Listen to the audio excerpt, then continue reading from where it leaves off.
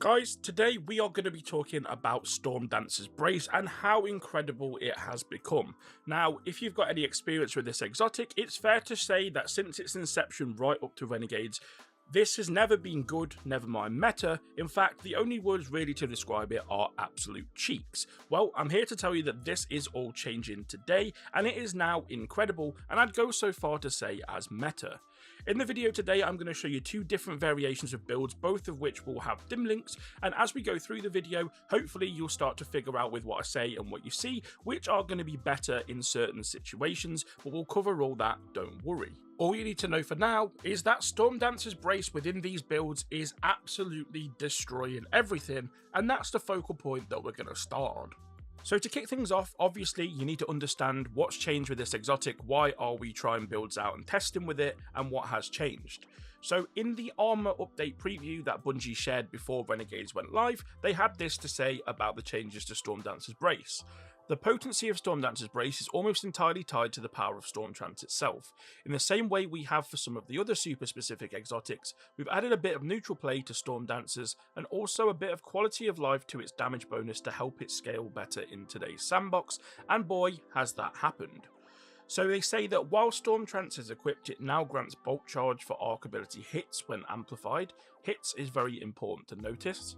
Stormtrance damage bonus now builds on hits instead of kills, increased max count to compensate, now needs 30 hits to cap, top end damage bonus is unchanged. So essentially guys, yes, they've added in this additional, so now with every arc ability hit whilst amplified, which is very easy to be at all times, you're now going to increase bulk charge for arc ability hits, and also the damage super now scales off hits instead of kills, meaning that you can get to the max count of that buff much quicker, and as you'll be seeing on screen, it absolutely deletes yellow bars and now absolutely chunks bosses as well, whereas before, rightly so, it was nicknamed Tickle Finger. But as if that wasn't good enough, there were also a couple of changes made to the actual Stormtrance super itself. So they increased the maximum sustained damage bonus from 50% to 65%, as well as increasing the landfall jolt duration from 10 seconds to 16 seconds. So when you jump and pop that super, that jolt duration is lasting even longer, and the sustained damage bonus is increased by 15% as well. So those two things in conjunction with the changes to the actual exotic itself mean that we're now in a place where we've got spicy builds for this. So as part of this testing, because I wanted to be thorough, I already had an idea in my head of where I was taking this build, but for the sake of transparency and wanting to test this thoroughly enough, I have done a full arc version of this, full arc subclass build, as well as prismatic as well. And right off the rip, I want to tell you my thoughts on that. So as a Warlock main, personally, I think if Devour can be included into a Warlock build, it always should be, for the most part, unless it's a super niche thing, because the healing and the sustain that gives you is just incredible, and it makes it very difficult for you to die if you are playing that build properly. On top of that, we also have the addition of Transcendence within the Prismatic subclass, which is giving us additional bonuses and debuffs which we can't get directly from the Arc subclass, or at least not the same without building specifically for them. Now, my conclusion is that both of these builds today are very viable for different reasons, as we'll discuss as we go through the loadouts and things like that, but it is a lot closer than I thought it was going to be. The footage that you're going to be seeing today from both builds is a combination of both Lawless Frontiers activities in a team setting and solo, but all are on the Grandmaster difficulty, so the hardest that it can be, and they really do thrive in these ad dense activities. This is where these builds are really going to shine. That's not going to say that they don't in others. I've tested these in things like Onslaughts. I've also done a couple of fire team activities solo as well, but I really think these builds are shown off best in the Lawless Frontier activity, which is obviously the most current and exciting thing, so that is why the footage that you're seeing today is the way that it is. So for Prismatic, let's start with that. In terms of subclass, of course, we're taking Stormtrance, as that is the super that works with the exotic that we're using today. I like to take Phoenix Dive. This is preference, guys. You can go for Healing Rift or Empowering Rift if you really wanted to. Of course, don't forget this is a way of getting some healing back though.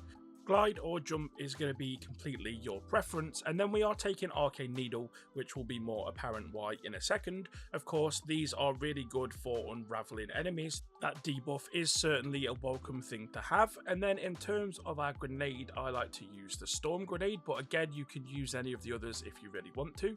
In terms of our aspect, we'll be taking Feed the Void, as I said earlier in the video. Being able to use Devour, with this being an ability heavy build, this is going to be fantastic for obviously grenade regen and also additional health as well. And then we're pairing that with Lightning Surge. So obviously having the Arcane Needle means that we have 3 charges of our melee, meaning that we can get off a lot of these Lightning Surges. And even though we don't have an exotic which is going to be buffing our melee damage, these still do a lot of work, guys, especially with all these add dense activities. This is fantastic. So we're pairing together that lethality of those sliding punches with this amazing super that we get, which is really powerful, and we can get it back really often as well. So we're taking Facet of Balance, which is going to increase our melee and grenade energy whether we are getting rapid kills with light or darkness damage respectively. We're taking Facet of Dominance, which obviously gives Weaken to our Void Grenades and Jolt to our Arc Grenades. Spreading that Jolt debuff is fantastic in a large group of enemies, and then of course whenever we pop our Transcendence, it's going to apply Weaken to that grenade within Transcendence as well. So in an ideal world when you are facing a large boss type enemy or a large group of enemies, if you've got Transcendence up, pop that, throw one of these grenades to weaken the enemy, and then also go in with the super. This makes things even easier to clear it out than it already is. We then take Facet of Sacrifice while you have an Arc, Solar or Void buff. Ability Final Blows are going to build our Darkness Transcendence energy. This is really important for getting that Transcendence back as quickly as possible, because a lot of our abilities that we're using are light based, so this just helps us to balance out that meter. So for that, we then have Facet of Grace. Defeating targets with kinetic weapons grants you bonus Transcendence energy. Defeating targets with your super grants you and nearby allies bonus Transcendence energy as well. So this, if you want to use the lightsaber with this build, guys, or a kinetic weapon, then this is going to help us to build that Transcendence even faster. And then finally, which this is kind of like a flex option, but I take Facet of Blessing, especially within the activity in Lawless Frontiers, because we don't get normal health regen. Melee Final Blows start health regeneration, while Transcendent melee Final Blows start health regeneration for you and nearby allies. So this is just an extra little thing on top, and it has been making the difference for me, guys, because of the healing being so low within that activity. Being able to slide in with that Arc Surge and get that melee off means that we can start some health regen, and it gets us out of a lot of trouble. Other options that I would suggest for this, if you didn't want to take that, you're finding that you don't need it, is you could go for Facet of Purpose so that you can get yourself some extra bulk charge. You could go for Facet of Awakening, which is going to allow you to make Ionic Traces even within your super, so that's going to help with your ability regen as well. Or there are a few other options that you could consider as well, guys, but these are just the ones that I've been using, and they've worked to really good effect. So I'll pop up on screen now, guys, the mods that I've got on my armor slots. Again, these can be tinkered with to your liking, but again, this full set together like this has worked really well for me. As you can see, a lot of the mods are leaning into that melee damage from the arc punches or the sliding punches, whatever you want to call them, and obviously getting orbs off those kills as well is coming from the hands-ons that we've got on the helmet. Plus we've got that melee kickstart on the gauntlets as well, in order to obviously buff up how much ability energy we're getting back when we're using that. Again, as we go through the stats, which is not really going to be any secret at this point, if you are struggling to get your melee up to 100, which is what I would recommend that you get it up to, you may need to use a melee font mod in here instead, but just see how that goes with the armor and the stats that you've got. But in terms of stats, this is going to be the same. I'll mention it again as we go through the other build, but it's going to be the same for both. You just want your super to be at 200 or as close to 200 as you can get it. Melee is going to be a secondary stat, like I said, ideally if you can get that to 100. And then after that, you can put the rest of your points into whatever is suiting your playstyle better. So whether that is grenade, class, or weapons. Ideally, I wouldn't go for weapons because it's such an ability heavy build and the super does so much damage. You don't really need to rely on weapon damage all that much, but just see how you go. But definitely super is the main priority, followed by trying to get melee to 100 if you can. In terms of armor sets, 2-piece or 4-piece tech set is actually very good for this if you are taking advantage of the kinetic weapon in order to buff up that transcendence energy that we're getting in conjunction with our fragments. That is going to cause a lot more kinetic damage from those bonuses, so that is something to consider. And if not that, if you don't want to lean so heavily into the kinetic damage side of things, if you are coming back from Edge of Fate, not just starting now from Renegades because you can't currently get it at the moment, then a 2-piece smoke jumper would also be good for this as well, for the decay and instant damage reduction, that will just add a little bit extra survivability to this as well. And in terms of artifact perks, guys, that is the great thing about both of the builds today. Neither of these rely on any of the artifact perks whatsoever. There are some that can enhance things, but you definitely do not need any. Some choice pickups I would say though is going to be Gravitic Voltaic Charge. This is going to give you an extra armor charge because you have an Arc Super equipped. And then also Dielectric as well. Defeating Arc debuff targets grants Bolt Charge. Rapidly defeating Arc debuff targets also spawns an Orb of Power and heals a small portion of health. These are both going to be very, very good with these builds, but not required in the slightest. And then of course you're going to build out the rest of your artifact perks based on the weapon loadouts you are using. There are some very good things in here for kinetic damage. Like I said, if you really want to build into getting that transcendence up often with a kinetic weapon, there are definitely some things in here that can help that. Or if you are of course using the Praxic Blade, there are a lot of crazy things in here that will make that super strong as well. But I'll leave that for you to decide because like I said, weapons don't make too much difference other than building that transcendence. So it really is your choice. With that said, the weapons that I am using, I have been using the new Burst SMG, the Peculiar Charm, with Attrition Orbs and Kinetic Tremors. Again, for the reasons that I've stated, that just helps out with that kinetic damage.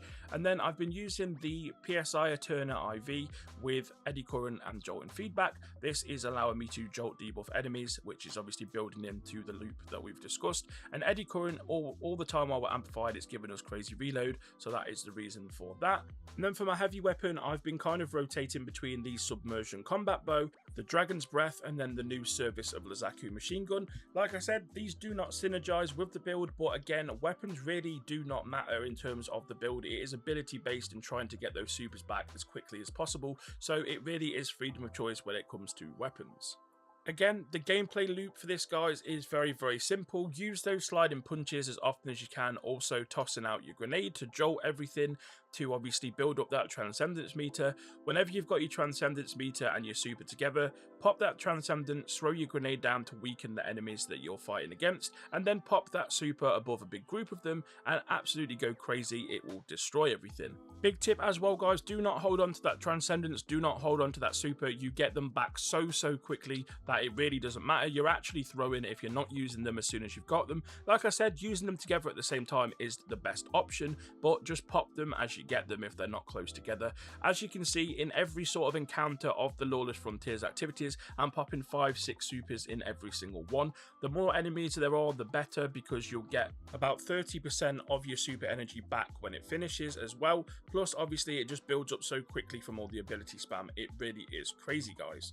So in terms of notes on the Prismatic build, I personally like this one better for solo play, especially in harder difficulties, because of Transcendence, because of Devour. I feel more safe using this in those solo activities than I do with the Arc full version, which we're going to get into in a second. That's not to say that one's bad, because it is incredibly powerful as well. I just feel like the survivability of this build is better. So for solo play, this would be the one I would pick. It of course can be used in a team setting, but obviously doing solo, this is the one I would pick. So, for the full Arc build, guys, again, of course, we're going Stormtrance. I'm going Healing Rift on this one for that extra healing.